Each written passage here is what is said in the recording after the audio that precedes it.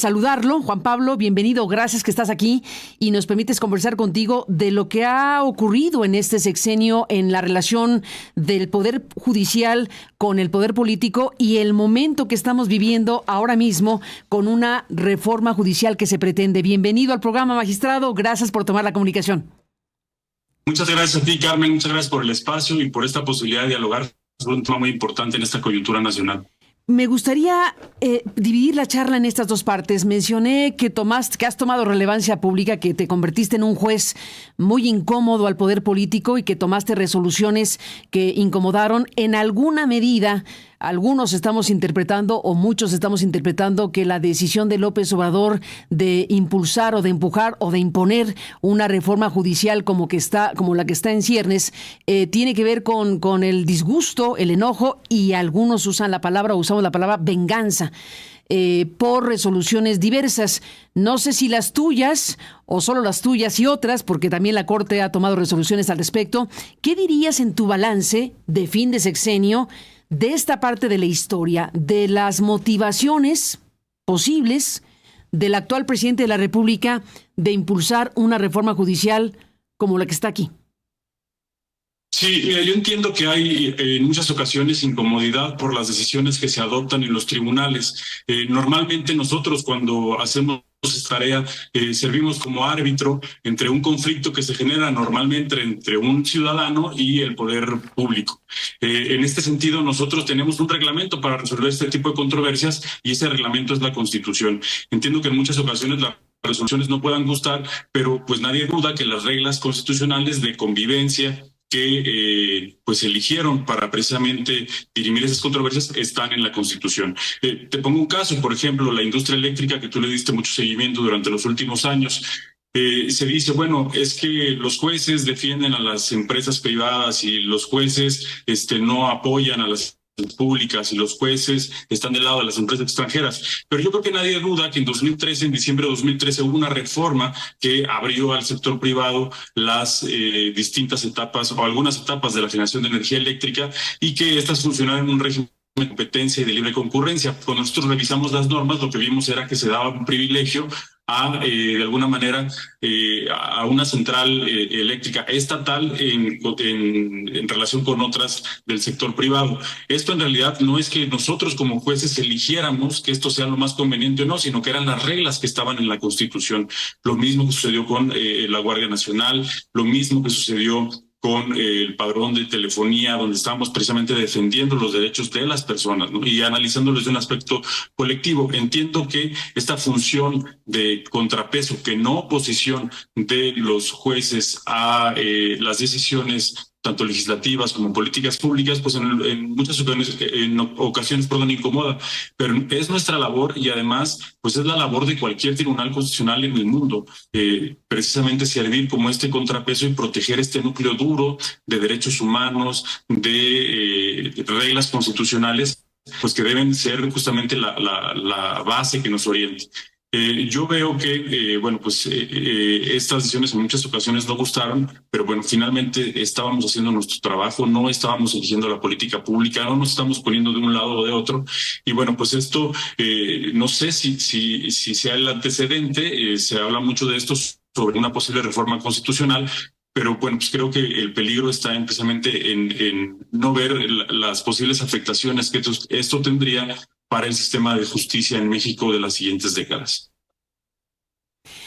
Pues Juan Pablo Gómez Fierro, esa es parte de lo que ha ocurrido, digamos, de la lectura de lo que ha ocurrido en este sexenio y de lo que en alguna medida pues se puede interpretar de las razones o del impulso del presidente de la República para una reforma con estas características. Has participado, Juan Pablo Gómez Fierro, bueno, antes de ir a la reforma misma y al contenido, déjame preguntarte en qué quedó tu caso, porque fuiste motivo de investigaciones y de acusaciones directas. ¿Cuál es el balance que haces? Y te diría, ¿cuál es el estatus judicial del juez? Ok. Mira, se hace digamos, un tema mediático, todo lo que involucró a los asuntos que tuve que conocer en 2021. Primero fue la reforma a la ley de la industria eléctrica en marzo de 2021. En abril de ese mismo año, el Padrón Nacional de Usuarios de Telefonía, que también suspendimos, y luego en mayo la Ley de Hidrocarburos. Todas estas reformas nosotros advertimos que eran contrarias al texto constitucional que, pues había previsto tanto el mercado eléctrico como el de hidrocarburos, una competencia con el sector privado y que se privilegiara, desde luego, por ejemplo, el caso del sector eléctrico, energía más barata, en algunos casos hasta 5 veces más barata y mucho más limpia porque se generaba a partir de procesos renovables. Tratamos del Padrón de Usuarios de Telefonía, pues vimos que afectaba varios derechos, presunción de inocencia, protección de datos personales, acceso a la información, entre otros. La finalidad siempre fue anteponer los derechos de las personas. En mayo de ese año, la Unidad de Inteligencia Financiera inicia una investigación. Yo me entero de esto a través de los medios de comunicación. La reportera Penilei Ramírez, en su primera columna de los sábados de Periódico Reforma, señala precisamente que hay un documento en sus manos que llegó del sistema financiero mexicano, donde se ordena la investigación a mí y a mi familia y a algunas personas adicionales sobre mis estados financieros, mis propiedades, etcétera. Y bueno, a partir de ahí se inicia un proceso de investigación que dura pues prácticamente 2 años. Se llevan en sede administrativa, se llevan también en la Fiscalía General de la República, y a partir de ahí, bueno, pues yo inicio un proceso de defensa, comparezco en estos procedimientos a demostrar que, bueno, pues no había nada irregular en mi patrimonio ni en mi actuar como juzgador. En la administración todavía anterior del Poder Judicial de la Federación se cerraron las investigaciones, se llegó a la conclusión de que no había un patrimonio indebido, ni había yo recibido ningún tipo de recursos que no fueran acordes al salario que recibo como juez. Y más tarde, el año pasado, en 2023, la Fiscalía General de la República también ya determinó el no ejercicio de la acción penal. Yo ya, la verdad es que normalmente nunca habíamos salido los jueces a dar entrevistas, lo hacemos en este momento por el contexto necesario de alertar a la sociedad de esta posible reforma, pero pues yo normalmente nunca hice público esto.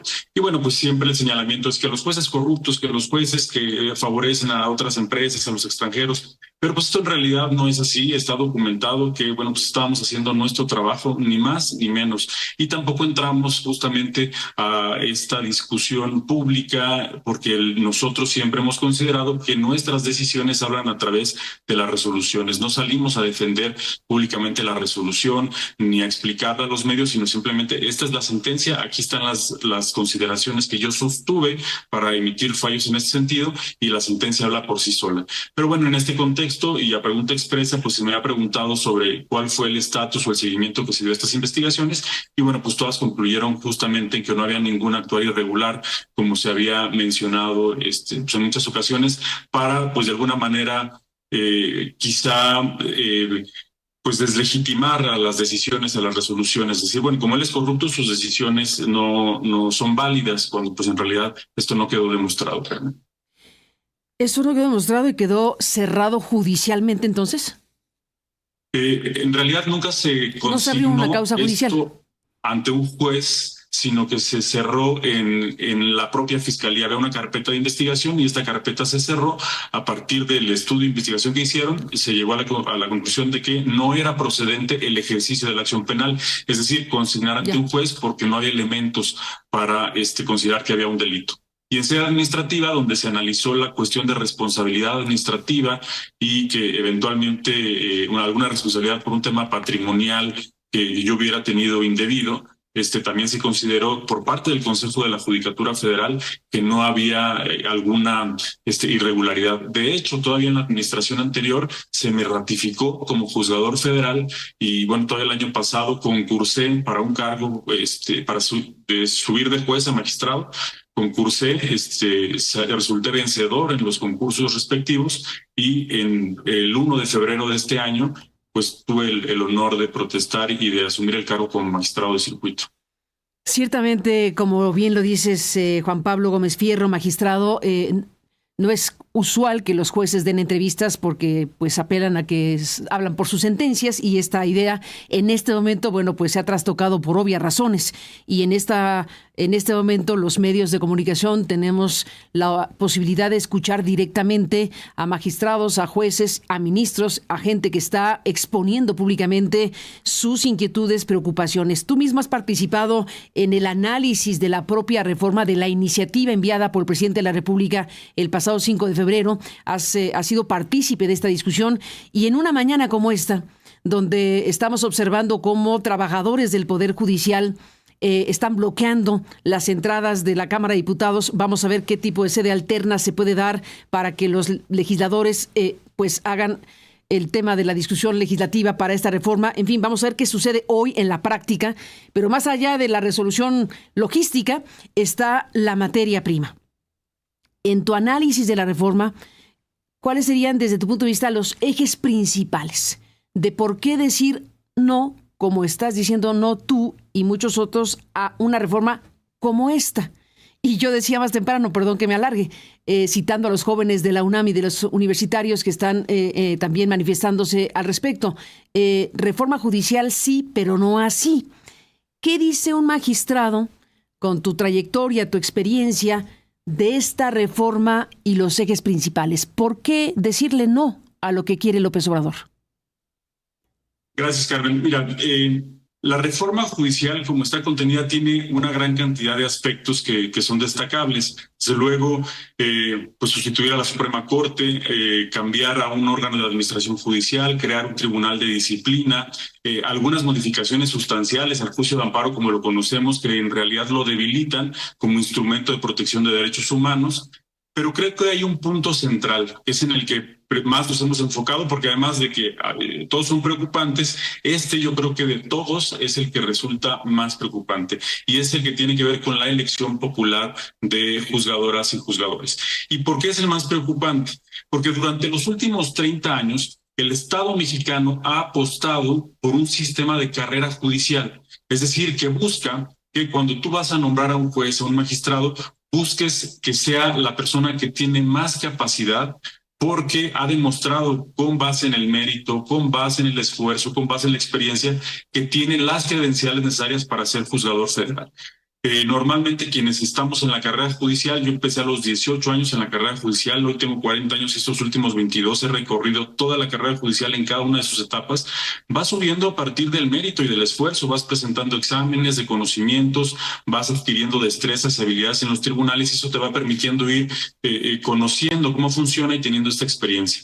Normalmente un juez promedio toma entre 10, 15 y en algunos casos hasta 20 años de carrera judicial previa para poder llegar a este eslabón de la carrera judicial como juzgador federal y tener precisamente pues ya esta alta responsabilidad de juzgar los asuntos de sus semejantes.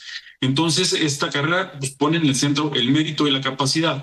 Ahora lo que se propone en la reforma, cuya iniciativa se presentó el 5 de febrero y ahora se hicieron modificaciones en el dictamen, cambia este sistema de mérito y capacidad por otro de suerte y popularidad. ¿Por qué? Porque ahora ya no necesitas una experiencia previa, ya no necesitas haber estado en los tribunales, simplemente basta que tengas un título de licenciatura en Derecho, que además puede ser muy variado, porque pues hay universidades que te lo dan con 2, 3 años, etcétera. Algunas, las más serias, en 5 años. Basta que tengas calificaciones de 8 y 9 en algunas materias para que tú puedas entrar a un sorteo, una tómbola, como se ha dicho, para poder ser seleccionado. De manera tal que si hay un gran número de aspirantes, pues a través de un proceso de suerte vas a seleccionar y reducir el número de participantes. Y después viene un sistema ya de popularidad. Ya no se busca que seas el más capaz, que seas el más eficiente, el que haya puesto mayor esfuerzo en su carrera judicial, sino el que tenga o logre conseguir más votos. Esto, desde luego, pues implica que pasemos un sistema de justicia que se politiza, porque quienes van a justamente a poder llegar a estos cargos son quienes más votos puedan conseguir. Y aquí vamos a encontrar primero que va a haber pues influencias de grupos políticos, de grupos también económicos, de grupos del crimen organizado, de grupos incluso hasta religiosos. Podemos ver que pues muchos sectores van a querer influir en las decisiones que para la elección de jueces. Pensemos, por ejemplo, yo no sé hacer campaña, yo los últimos 22 años he estado en la carrera judicial, sé estudiar, me puedo encerrar 3 meses a estudiar para hacer un examen y obtener unas buenas calificaciones. Pero ahora es salir a la calle y conseguir los votos suficientes. Entonces pensemos que algún juez consigue en una alcaldía 4,000 votos a través de un líder social que le dice yo te los junto y el día de la elección te los llevo y van a votar por ti. Ok, ¿qué va a suceder al día siguiente de la elección? pues van a ir las personas que votaron por ese juez o que de alguna manera lo impulsaron y decirle, oye, tienes tantos asuntos en tu juzgado en estos temas, queremos que nos ayudes con este y este y este y este. Y el juez le va a decir, oye, pues la Constitución dice esto y la ley dice esto. A ver, nosotros te impulsamos, ahora nosotros queremos que nos respondas porque nosotros pues de alguna manera te trajimos hasta aquí, ¿no? Entonces, eso se puede replicar con grupos políticos y con todos los que te he mencionado. A mí me parece que esto es pues muy preocupante porque pierde la independencia judicial como eje fundamental para la defensa, esto es lo más importante, no de los derechos como jueces, sino de los derechos de todas las personas. El mérito, por el contrario, pues el mérito no lo compras. El mérito no lo patrocina nadie y el mérito tampoco se dobla. Si yo llegué por méritos y me gané ese lugar, yo no se lo voy a deber a nadie y el día que tenga que dictar una resolución la voy a dictar con la conciencia de que esa resolución respeta lo que dice la ley. Y es lo que hemos hecho en los últimos años, a pesar de las presiones, a pesar de presiones de todo tipo, políticas, mediáticas, económicas, nosotros fallamos con base en esto y tenemos la templanza y la experiencia suficiente para poder resolver estas controversias. A mí me parece que una nueva selección de jueces con suerte y popularidad, pues va a perder esta ruta. Y al margen de la afectación que podríamos sufrir jueces y magistrados, los trabajadores, que son muchos, 50,000 familias, la principal afectación va a ser para la protección de los derechos de las personas. La persona que no le han dado medicamentos, los niños con cáncer que no han tenido un tratamiento, la persona que no le han calculado bien su pensión, al repartidor de Uber que le quitaron su motocicleta. Todos estos asuntos que conocemos todos los días, pues podrían estar incididos por otro tipo de criterios a partir de los jueces que se seleccionen con este mecanismo. Pues ahí está esta discusión abierta en un momento como este, magistrado. Te aprecio mucho que estés aquí para hablar de ello. Y bueno, pues tenemos un tema también importante que te quiero preguntar, si te parece, que tiene que ver con una resolución judicial conocida públicamente. Yo no sé si los jueces entre sí se critican o se analizan, pero puede que tengas una opinión al respecto de lo que está ocurriendo porque tiene que ver con el asunto. Resoluciones de 2 jueces que están siendo muy criticadas desde el poder político porque han dado una suspensión en un juicio, en dos juicios de amparo para frenar, digamos, la discusión legislativa. Estoy segura que conoces del caso, el presidente se ha manifestado al respecto, Ricardo Monreal también se manifestó al respecto, se dijo que irían contra esos jueces para aplicar juicio político, ahora se ha dicho que se frena eso. De esta parte que tiene que ver con un poder o representantes de un poder, en este caso los 2 jueces, la jueza y el juez, que resuelven judicialmente algo que pretende frenar una reforma que está en calidad de iniciativa y de dictamen en estos momentos, pues para muchos es la intromisión de un poder frente a lo que otro poder va a hacer. ¿Qué hacemos con esto, magistrado? Gracias, Carmen. En relación con el criterio jurídico como tal, no me puedo pronunciar porque es muy probable que en los próximos días podamos recibir en los tribunales asuntos de esa naturaleza. Lo que sí te puedo hablar es del contexto. Hay una discusión muy amplia sobre si a través del juicio de amparo se pueden o no revisar reformas a la Constitución. Esta discusión ha tenido, pues digamos, décadas, ¿no? La Corte en ocasiones se ha pronunciado en el sentido de que sí se puede, luego se ha pronunciado en el sentido de que no se puede, luego se dijo en algún momento que se podía, pero solamente para revisar el procedimiento. Luego se dijo que ni el procedimiento ni tampoco la parte sustantiva propiamente de la reforma. Y hasta hoy el criterio que prevalecía en la Corte era en el sentido de que no era posible la revisión de reformas constitucionales. Pero bueno, últimamente, en los últimos años se empezó a abrir esta discusión nuevamente porque hubo condenas de la Corte Interamericana tratándose especialmente del caso de la prisión preventiva oficiosa, donde se dice, bueno, está en la Constitución, pero puede ser violatoria de derechos humanos que están reconocidos en los tratados internacionales que ha suscrito México y bueno, ya hay una sentencia específica, ¿no? ¿Qué hacemos con eso? Porque finalmente, pues hay una violación a los derechos humanos desde lo que podemos considerar una norma constitucional. Entonces, el debate, digamos, sigue abierto.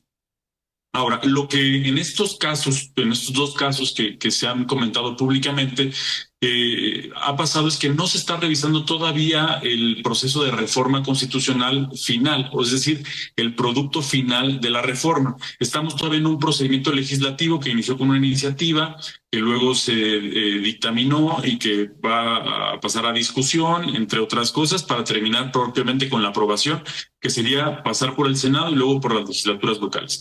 Entonces estamos como de alguna manera frente a un acto dentro del procedimiento de reforma legislativa. Sobre esto también hay un amplio debate, hay criterios en el sentido de que pues no se pueden impugnar estas decisiones sino hasta que culmine el proceso legislativo, en cuyo caso se abriría el siguiente debate de si la reforma constitucional se puede analizar o no.